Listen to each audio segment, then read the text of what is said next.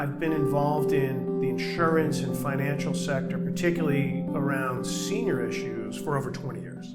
I started my career in politics in Washington, D.C. I was working in the White House and on Capitol Hill for the Senate Majority Leader, and then left to work for the trade associations that represent the insurance industry, the health insurance and the life insurance industries. And I was a lobbyist for a number of years working for them and working on issues around senior care funding, issues around long-term care insurance, long-term care finance, Medicare, Medicaid, and also worked in collaboration with organizations that represented seniors. We interacted with the AARP, the American Health Care Association, the American Association for Assisted Living, groups like that.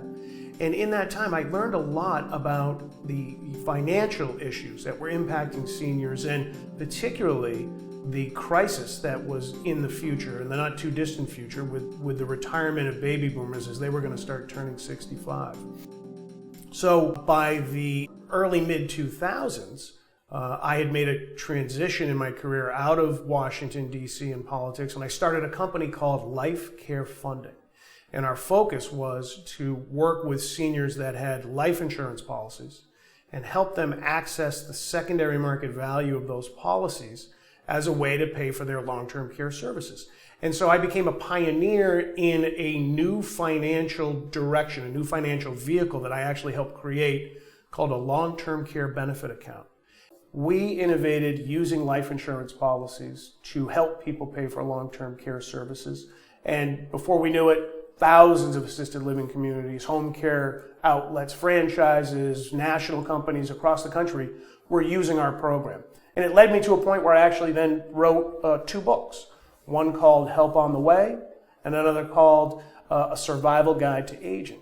I am driven to work on this issue for a couple of reasons. For so many people that are in their 40s, 50s, and 60s, they're dealing with parents in their 70s, 80s, and 90s, and it's sucking resources away from them that they could be putting towards college educations, savings for the future, their own long-term care planning in the future, because people didn't prepare. And a lot of times the reason people don't prepare is just they have this lack of information. They just don't have the understanding of, they don't know what it is they don't know.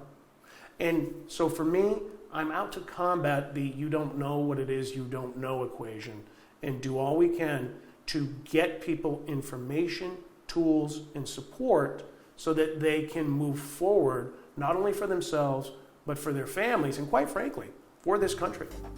I first encountered CSA when they invited me to come speak at one of their conferences, and I immediately was impressed with the professionalism of the organization and the wide breadth of professionals that were involved. When I went to their meeting, there were lawyers there were insurance people there were caregivers there. It was the first place I had been to that had such a cross-section. So I looked at becoming a CSA, immediately did the course, took the test, and I've now been a CSA for a number of years and have found the organization to just be so great to work with, fellow CSAs to be so collegial and fraternal working together. The CSA designation gives a common framework. We all play a part, but at the end of the day, we're all moving towards a common goal of helping seniors and their families.